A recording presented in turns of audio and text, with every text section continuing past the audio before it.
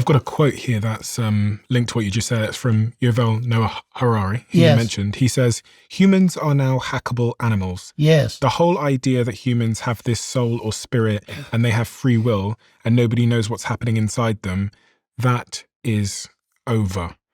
And Sam Altman said the most successful founders do not set out to create companies. They are on a mission to create something closer to a religion.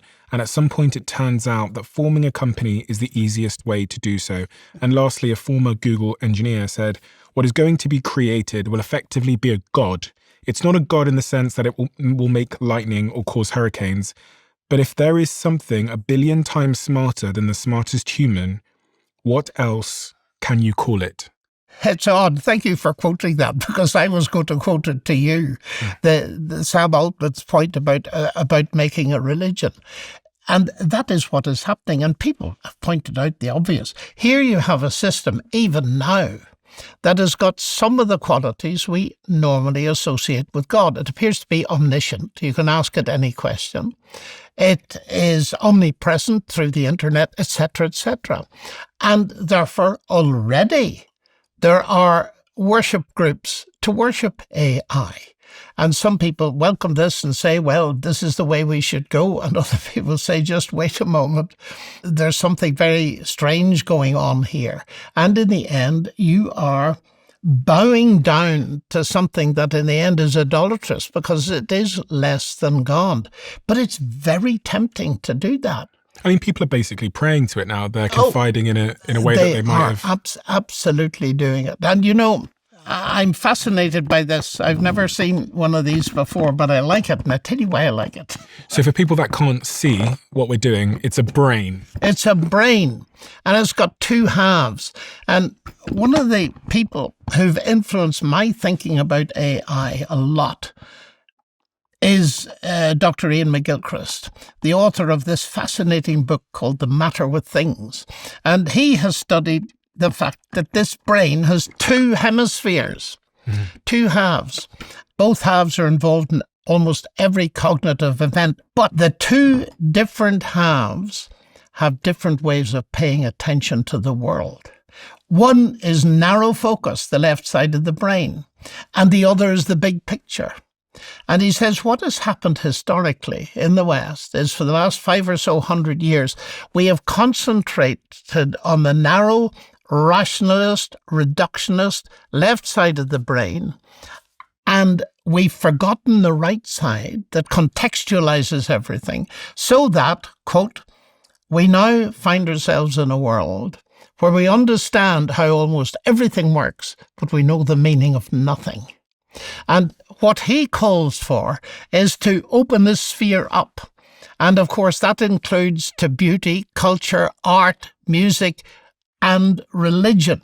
Step by step, he appears to be creating more room for God, because God makes sense of the space he feels is very necessary to fulfill. And I find that absolutely fascinating. And you've probably noticed it too, the number of intellectuals who are step by step taking the Christian faith more seriously as giving a rational account of what's going on that makes very big sense of the big picture. What is going on in society? Because it does feel like more and more people have these sort of existential questions about meaning, and they might be turning to Christianity or Islam or other. But what is, from a 30,000-foot perspective, happening to us, which is making us ask some of these questions? And for, younger generations, it might be spirituality, however they define that. But there's certainly a macro picture here of something happening. Oh, there is. I agree with you entirely. And I think it's because we've had pushed at us for too long a very reductionist view of the world. It's nothing but physics and chemistry. It's nothing but this or that. And people rightly feel it's too small a world to live in. They're looking to break out of this. Isn't there a bigger picture that can make sense of my world and make sense of my life and giving some meaning? Because if you reduce everything, it ends up in a black hole of meaninglessness. And that's one of my top reasons for not being an atheist, because it destroys rationality almost by definition. Because it tells me that my brain, which does all the thinking, It's not my mind, it's connected, and those are two different things, and that's another big story. But this is the end product of a mindless, unguided process. And I have fun with scientists, sometimes. I ask them about the brain and how it arose, and they tell me something like that. And I said, and you trust it? Tell me, if the computer that you use every day, if you knew it was the end product of a random process, would you trust it? Every single scientist, and some of them are very high-powered, that I've asked that question to have said, no, I would not. So I say, you've got a problem, haven't you? Your atheism goes too far. It undermines the very rationality we need to do science, let alone to believe in atheism. And that's my main beef with people like Richard Dawkins and the new atheists. But I see they're fading. They're fading. So here's the irony. Atheism, claiming rationality, destroys it. Whereas I believe the Christian faith also claims rationality in the sense that evidence-based, we shout about that a lot in science and medicine, and rightly so. What we trust in ought to be evidence-based. I claim exactly the same thing for Christianity. And that's why I'm a Christian, because I believe the evidence supports it. Otherwise, I wouldn't. So I guess, how do I identify? Maybe as someone that's agnostic, like I don't really know. Well, that's okay. But does that mean you're open to know? You'd Yes. like to know? Yes. Well, that's wonderful. I'm always open. That's wonderful to see. That seems to me to be exactly the right attitude. Jesus actually challenged someone in his day and says, if anyone wants to do the will of God, he shall know of the teaching, whether I'm speaking from myself or whether it's from God. I notice what he doesn't say. He doesn't say, if anyone wants to know, he will know. If anyone wants to do, he will know. And the difference between the two, and I'd be interested in your response to it, is that being prepared to do something when you know it is more than just knowing it and possibly just leaving it on the table. In other words, Jesus is interested in people who are going to take the step of trust and following him. And that's the big deal. There should be a button just down below here. And if it says subscribed, you're already subscribed. If it says subscriber, that means you're not yet. And if you're not subscribed, please could you do us a favor and hit that button. It helps the show more than you know. And according to the algorithm, you're someone that watches our show, but you haven't yet hit that button. Thank you so much. Do you know what it is? I find all explanations as to like the bigger picture to be like fundamentally incomplete. Yes. Because there's many things you said about the nature of Christianity and religion that I go, amazing, yes. And then there's a couple of things I go, oh, well, and the same when I sit here with a physicist that's telling me about the Big Bang. Yes. I have the same thing where I'm going, yes, of course, yes. Oh, we've got evidence that the universe is expanding. Okay, mate. And then they'll say other things and I go, well, that's not complete. And so I find myself sat on the fence. I would love you to convince me. I mean, it's not your responsibility to do so, but where does that journey of believing begin for someone like me? Because, people say the Bible, and I go, well, it's kind of like what you said about the computers. It's like, if you're using something to justify the same thing is true, yes, then that circular reasoning I find to be incomplete. Because I could write on this piece of paper, Stephen Bartlett is a lizard. Yes. And this piece of paper is true. And then you then use that same piece of paper to justify the validity of that same piece of paper. Mm-hmm. And I go, well, that's yes. Not solid reasoning. No, but you see, I could say, Stephen Bartlett, there's a red Ferrari parked in the street outside. Yeah. And it's yours if you want to take it. We could sit and discuss it for 1,000 years. You would never know whether I was true or not unless you went and looked. Mm-hmm. And it seems to me the word skeptic is a very interesting one. I regard myself as a skeptic, but in Greek, skeptine means to look at something from a distance. Now, if you are ever going to get to know a person, you've got to begin to give up your distance. You will know that from everyday life. And it seems to me one of the things to try to begin to grasp is God is not a proposition or a philosophy or even a religion. God is a person. And as a person, he has entered our world, however incredible that may seem, although this is the irony of the Harari position, if I might just say it on the side. People come to me, as they've done, with their transhumanist agenda and say, we're going to solve the problem of death and we're going to increase human happiness. And I look at them and I smile and I say, you're too late. And they say, what? We haven't got there yet. I said, you're too late. What do you mean we're too late? Well, I said, the problem of physical death was solved when God raised Christ from the dead 20 centuries ago. And as for human happiness and uploading us into eternity, I'm waiting for the biggest uploading that's ever going to happen in history when Christ returns and raises me from the dead, because that is precisely what he promises. And it's most interesting watching people. And I say, isn't it fascinating that your transhumanism consists in humans reaching out to become little gods, whereas Christianity is the exact opposite. It talks about a God who became human so that he could give us life and give us a new relationship with him. What really completes the circle for me is that my relationship with God is a relationship which is based on the solution to the really hard problem. And that is the problem that I, by nature, have not always done good. And by my own standards, I've failed. Now, all this talk of transhumanism, AI, and everything else, what it's trying to do is to build paradise, utopia, without facing the problem of the damage that humans have caused to themselves and one another. They will not face the sin problem. Christianity, to me, doesn't compete with anything else, because Christ offers me something nobody else offers me.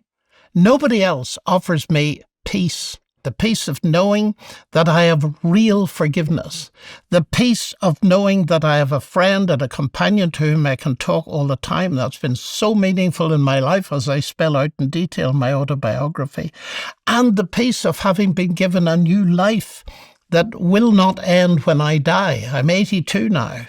I'm probably more than twice as old as you are.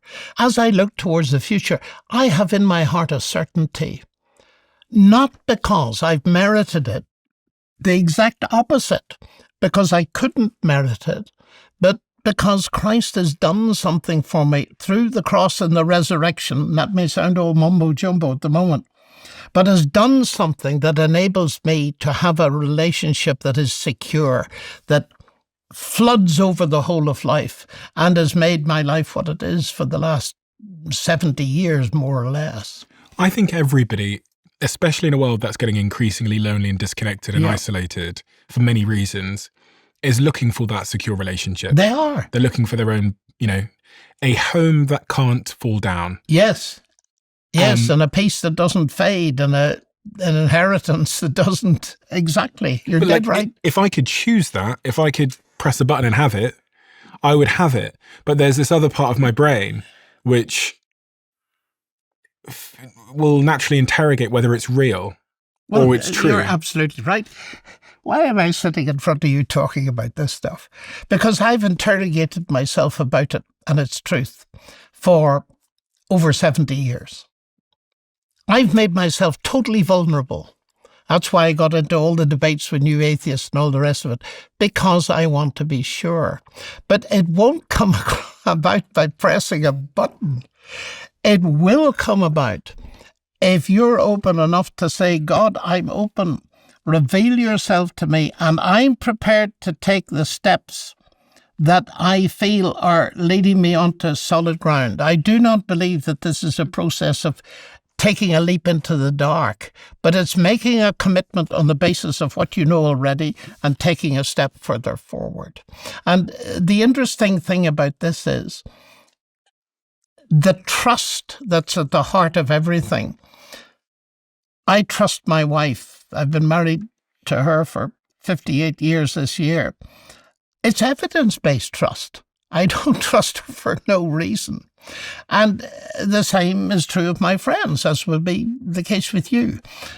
Evidence-based trust in science and in Christian things. I don't regard myself as religious particularly. And the reason is this, and it's an important reason. Most religions prescribe a moral way that you try to follow, and you've teachers, gurus, imams, all the rest, priests, to keep you on the way, and then you come to a judgment at the end, and I usually draw a scale of justice. And if your good deeds tip over the bad deeds, then you get into whatever it is, heaven, nirvana, all the rest of that's religion. It's not Christianity, though many people think it is. Because if you ask them, are you a Christian? They say, well, I do my best and I hope that God will be kind. That isn't Christianity. It's the exact opposite of Christianity. That's a merit-based religion. And you see, the irony of all this is that we would never, or at least I don't know, some people might, but in a human relationship, we don't base our affection and relationship with someone on the basis of their merit. I have a little analogy I use that sometimes tickles people's minds. I say that I met a beautiful girl on my second day at Cambridge. I'd been warned she might be there, and she was, sitting in church. And I decided that I'd like to marry her. So I bought the most expensive cookery book I could. And I came and I handed it to her, and she said, what's that? Well, I said, we have an interesting tradition in our family, you see. And if anybody gets married, they give the potential bride a cookbook. Why? Well, look at page 152. Here's the laws for making an apple cake, and I like apple cake. So law 1222, take so much flour, sugar. Now I said, it's going to be like this. If you keep those rules for the next, let's be generous, 40 years or so, I will accept you.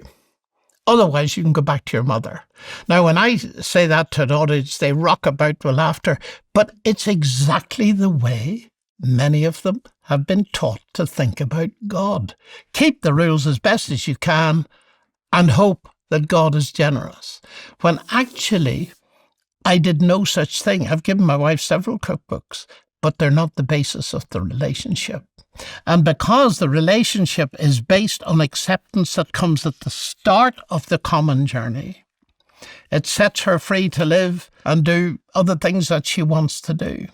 And I have noticed often that once people begin to realize that, they're beginning to understand a basic concept, which is grace, that God does everything. And if we trust him, he it is that gives us the certainty. So it's not arrogance to accept it from him. It's arrogance, actually, to reject and say, oh, no, I'll go my own way and I'll try my best and hope that you will accept me. And the heart of the Christian message, which I believe is there, is that the trust is based on what someone else has done, what Christ has done, not what I have done. And that's what's given me the power. And as I said earlier, completed the circle and enabled me to live. That was a really beautiful description and definition of what the Christian faith is about. It still leaves me with a question about whether it's true. And this is the sort of central question that I need to find my way over. Yeah, I agree with you. Absolutely. And this is, I find myself often, I've sat with a few like Christian apologists and asked them similar questions about like, how do I know if it's true? And I guess so far I've got, if there's a red Ferrari outside, you'd have to go outside and see for yourself. That's the only way you're going to know. But how do you know that this thing you've committed yourself to and you've believed and, talked about for 70 years of your life is true? And could it be the case that it's not true? Okay, let's handle that. That's a hugely important question. I have two approaches to this, which I call, roughly speaking, objective and subjective. And it depends entirely where someone's coming from. They may start very far back and say, look, we read about this chap Jesus. How do we know he ever existed? Well, then you go to the ancient historians and you find that most of them, whether they're atheists or not, believe that he existed and so on. I accept that he existed. Yes. Yeah. Okay, well, that's a good start. You know, some of the disciples, when Jesus rose from the dead, they just didn't believe the story. Ridiculous. And there's a famous story of Thomas, who said to the others, he said, unless I see the marks in his hands and so on, I won't believe. And then Jesus stood among them. And he didn't make fun of Thomas's objection. He said, Thomas, come and have a look. You never know what swimming is until you get into the water. Isn't that true? It is true. And all I can say is that step by step, keep asking your questions. Absolutely.